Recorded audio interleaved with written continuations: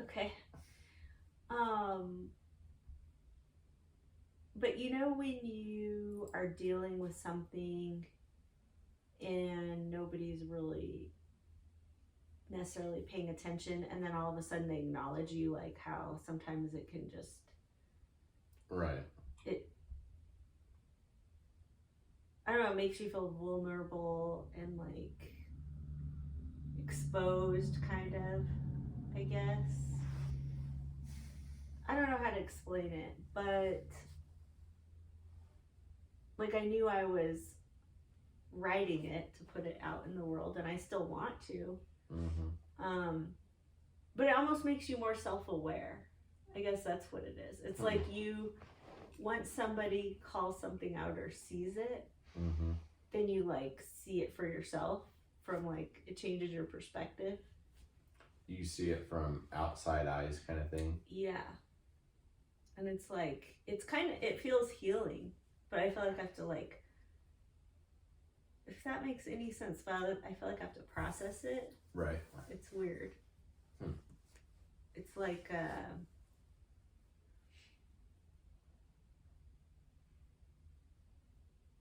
I don't know. It's weird.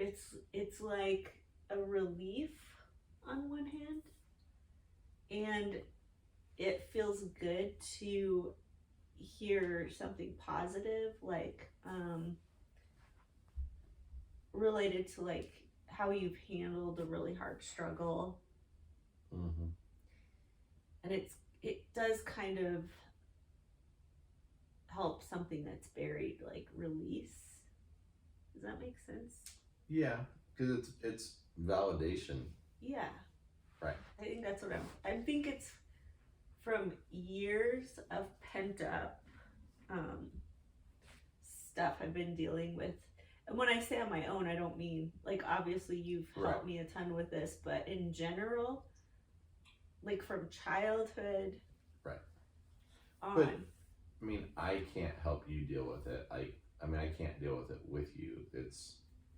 You have to deal with it on your own because it's inside of you. No, I know, but you've loved me and you've talked with me and you've helped me and encouraged me and. But it's weird because it's like, you know, I only know.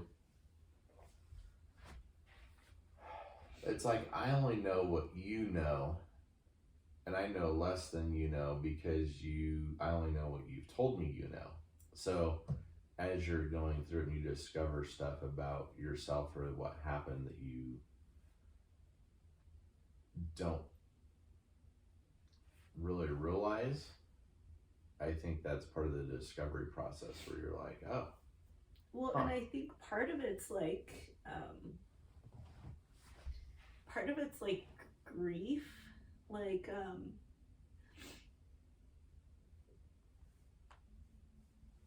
kind of like what you were saying, like, what does that do to an 8-year-old, a 9-year-old, a 13-year-old, a 15-year-old hearing the same messages?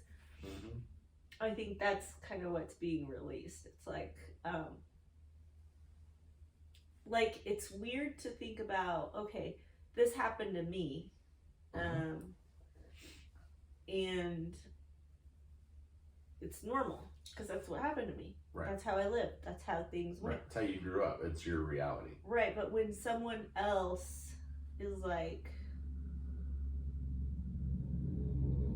when you just are aware that someone else is aware of it, it makes you look at it from a different perspective, and you're like, oh man, they're reading about what I went through, and this is, you see it from like I don't know, but it's, I think I kind of understand, and what I would say is this, is it's like, so, and it's not, go ahead. Well, no, I'm trying to think about how to phrase it, but it's almost one of those things where it's like, you go through something a long time ago, and it is, it's a formative event. It's part of what makes you you, right? And so when people don't know that portion of you, and they've come to know the healed you, Right. and you kind of do the, hey, like, here's the things that I have either healed or am healing from, like, here's my scars. And it's like, whoa, I never would have known Right. that you, I mean, it'd be like if you had, like, you know, scars all over your body from a car accident. Right. And it's like, you don't, just interacting with somebody, you would never know those scars are there. So when those scars are revealed, it's like, wow, that must have been painful. There's a lot of things to go through there. And I think it does two things. It, for you as the scarred person, it gives you a sense of pride and accomplishment of overcoming those things.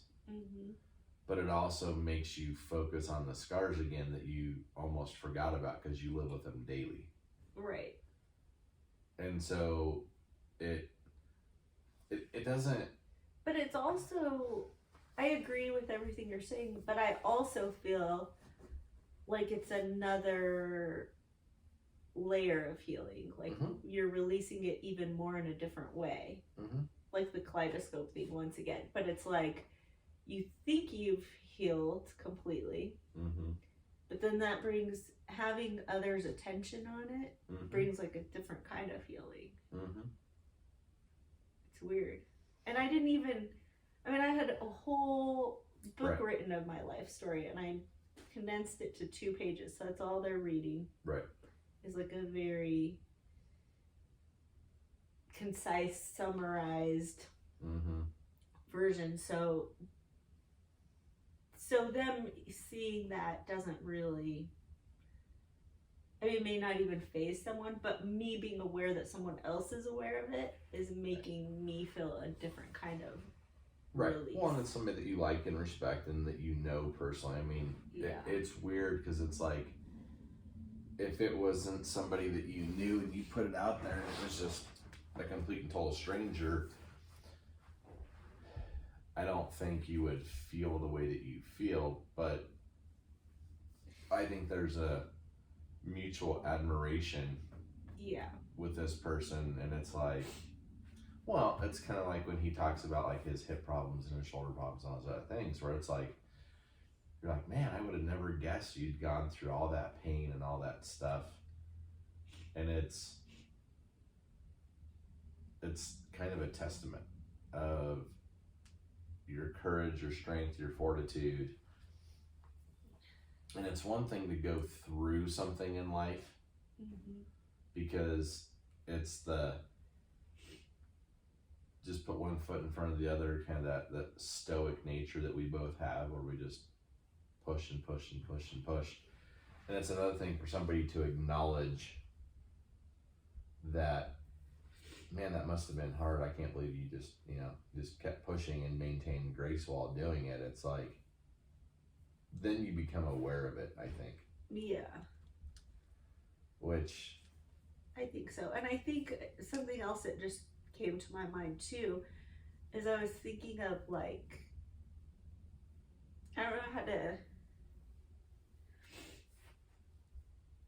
don't know, like the things he says to me are like,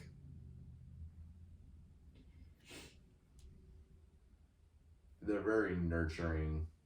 they are, and more specifically, like, it's really the stuff I wish I would have heard from my dad. Right. I get that.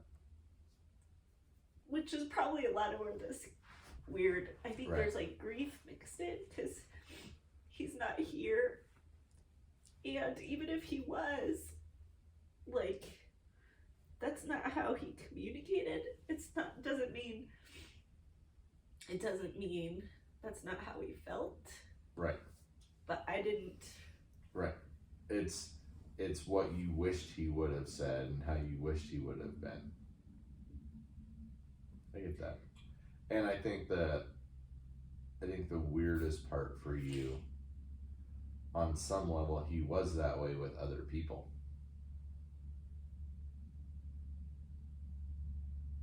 because I could see him being that way with other people that he was counseling with or working with or whatever the case was.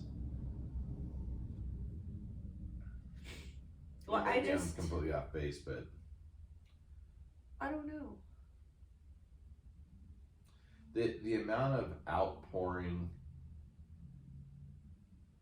that I witnessed when he passed doesn't happen if you don't sow into other people's lives. Right. Well, and that is the thing. It's like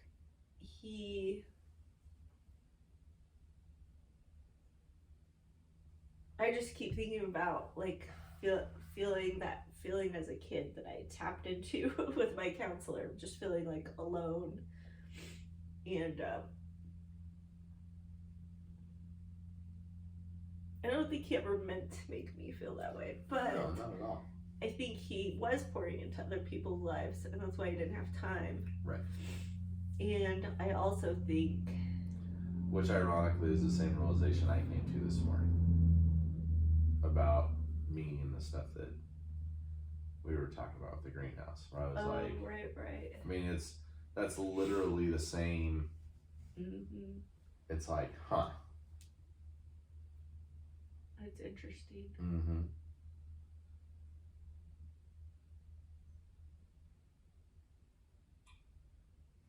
And I wonder if he came to that realization when you noticed the shift. Remember when you said there was a shift there? Mm-hmm. I don't know. I mean, he was different, for sure. I mean, he even, like, it's still, I mean, the fact that he came to visit and brought me a book. Okay, Right. like, there's certain things about my dad that I remember. Like, he took me to Pizza Hut when I was, like, in 3rd grade, and it was, like, I couldn't believe that he wanted to just spend time with me. Right.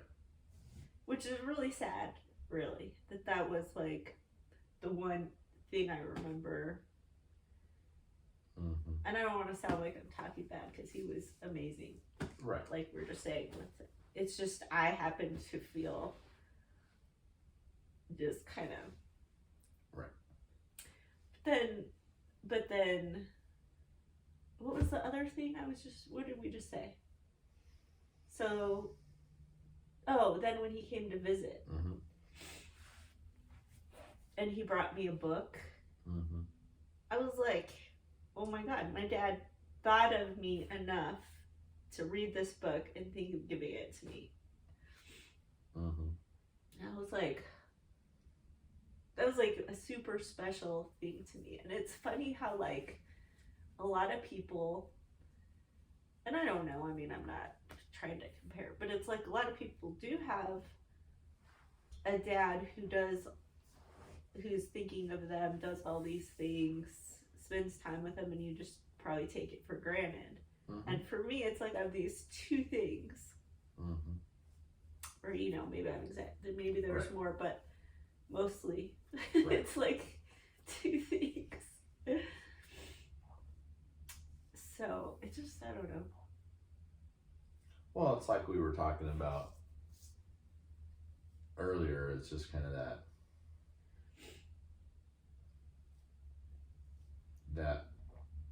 belief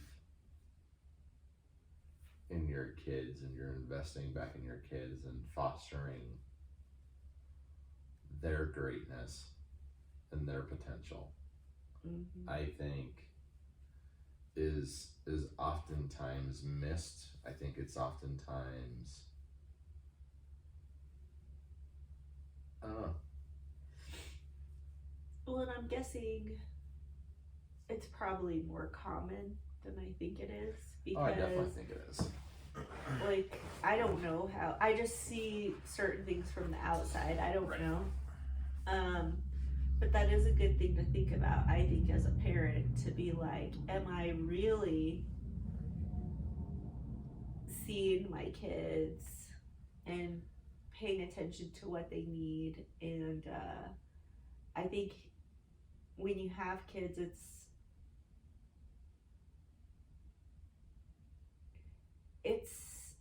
I think it's easy for people to take their kids for granted, kind of.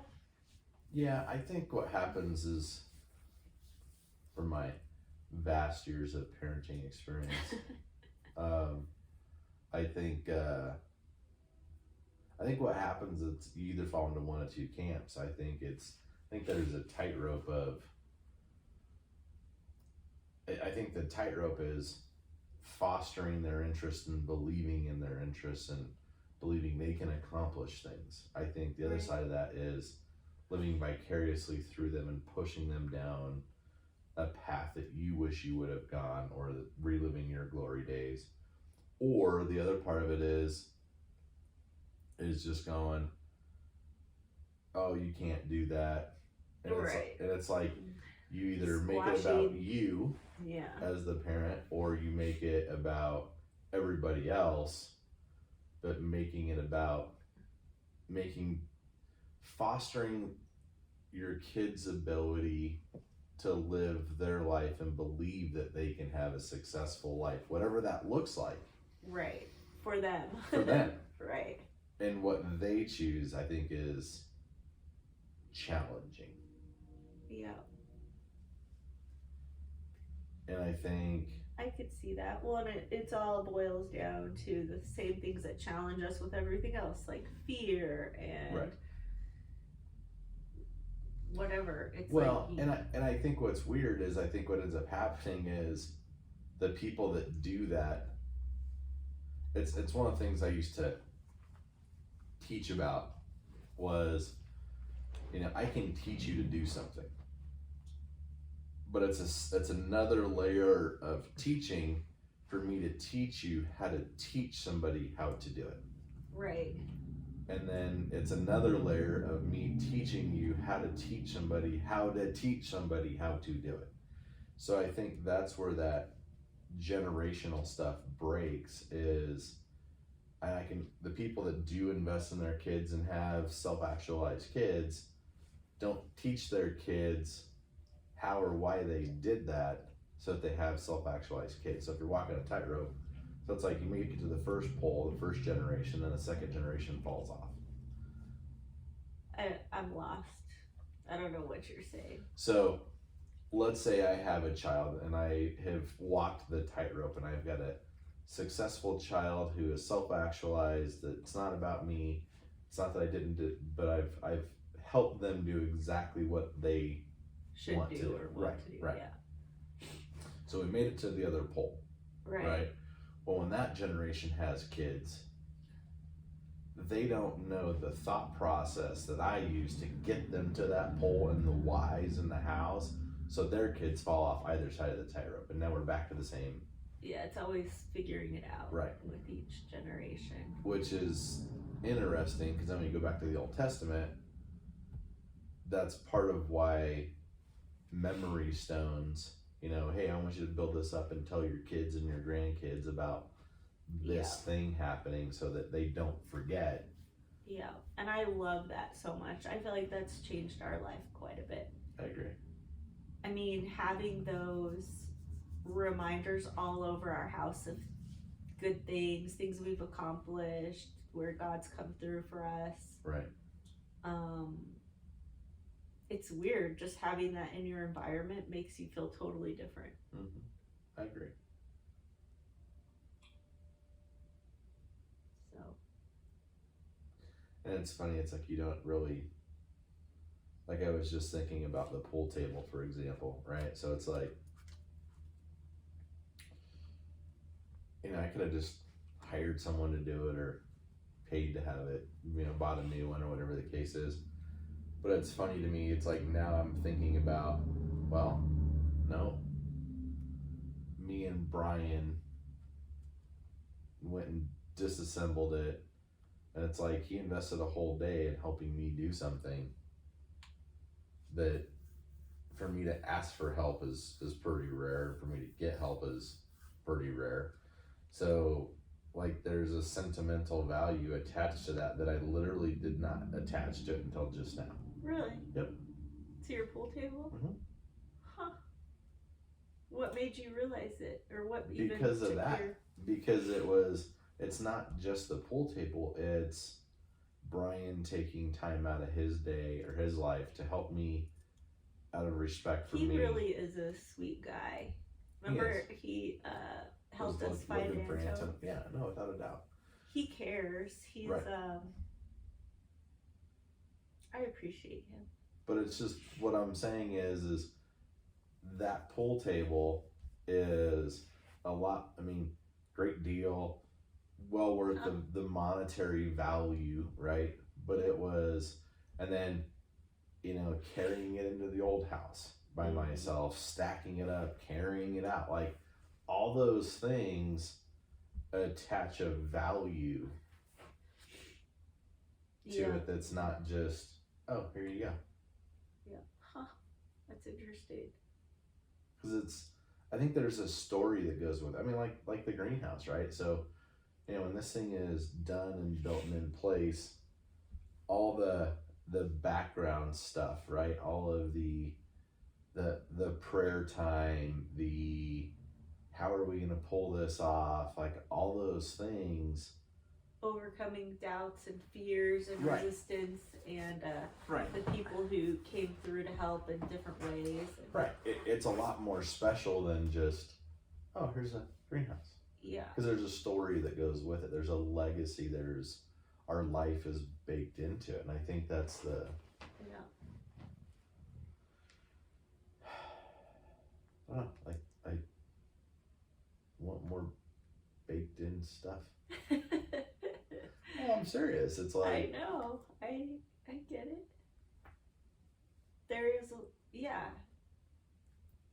that fullness of and richness of life versus just the cookie cutter. Right. Well, I think that's why things become sentimental is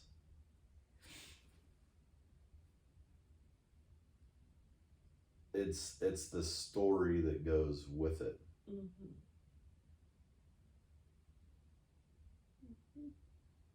And to bring this weirdly back around, it's like I think that's why when people were buying and selling their home, it's an emotional thing because it's like, oh, here's where little Johnny, you know, fell down and skinned his knee. Like it's not just an asset. And I think that's why you're so good at what you do is you help people manage their emotions when it comes to those things. And I think it's because you've gone down those paths. I think that's why you're better now than what you were when you were younger, is you've gone down the paths of being able to deal with the emotional stuff that's intertwined. Yeah. I mean, it's funny. Well, and I just love people. I think that's what's missing a lot when people are struggling is they're being very transactional instead of actually loving the people for who they are, where they are, and trying to understand them. Well, and it's funny because it like all this is like spinning for me because I'm thinking about like when my parents sold the house in Thornton that we grew up in, right? And so if you remember, I told you two things about that house and I showed you one of them. So one of them was my initials was still on there in chalk some 40 years later from when I was like 5. It's like, oh. And then I think I'm 99% sure I told you when I broke the window. Yeah. Where that scar came from. But it's just like that's what. I can't remember the window thing. Tell me again. Well, I locked myself out of the house, and so they have the old school like little tab lock window locks, and so the one in the front living room, the big like 4 foot by 4 foot window or whatever it was, you could tap on it and vibrate the window, and the lock would kind of rotate and slide open so you could get in the window. Okay. So I was tapping on it while it was really hot or something, and it just and shattered. And Oh wow. Yeah. Anyway, sorry. Yeah. I just No. needed to. But it's like those are the you know, like with that house, the background moment is, well, just like you with your parents' house, like playing in the bushes and your little clubhouse and that kind of stuff. Like those are the, I wonder if that's why kids, like kids are a lot more, like as a kid you bake meaning into moments and into things. And as an adult, you don't do that. You become transactional in nature, where it's like, hey, you know, I'm going to buy and sell houses for a living. Okay, cool. Like it just becomes transactional. There isn't sentimentality or anything baked into it. Does that make sense? I don't think so. I don't think you finished your thought. So you're saying you wonder if what's why when you're kids you do it, and when you're I wonder why that's, as an adult you're less passionate about stuff. Is because you don't, just like with the pool table, right? I didn't take time to bake sentimentality into it until literally just now.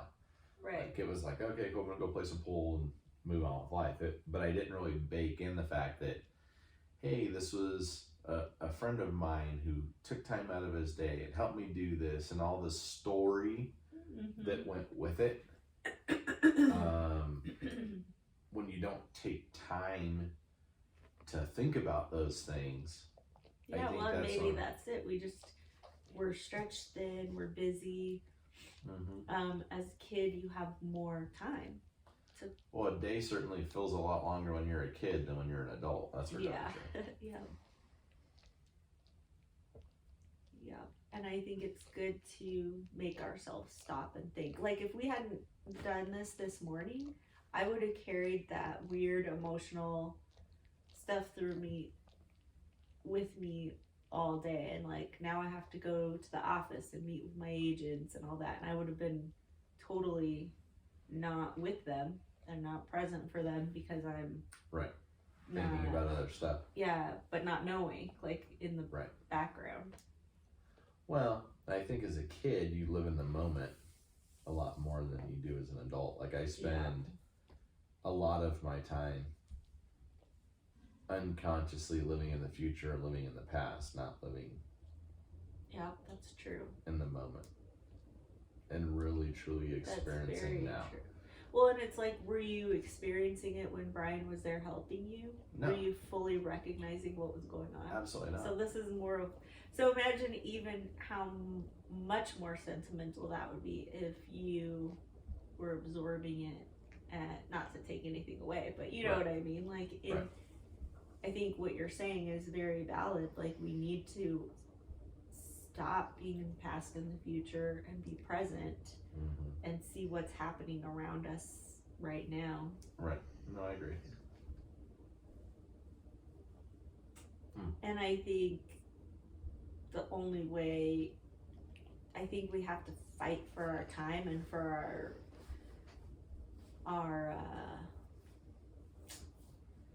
I don't know how to say it, but like our mental energy. We can't let people clutter our minds with stuff. We have to be very.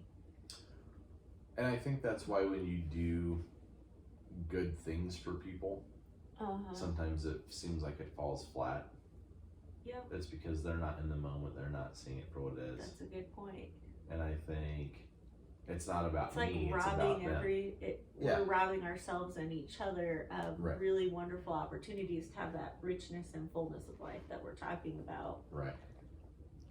Because we're distracted. Right.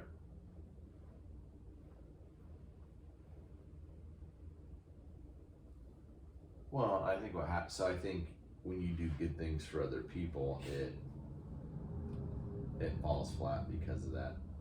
That they're not receiving it. Yeah, they're not seeing it. And I think consequently, I think as we become more conscious of the stuff that's happening in the moment, that we're able to see it and reward it in a way that makes them feel good as well. Mm-hmm.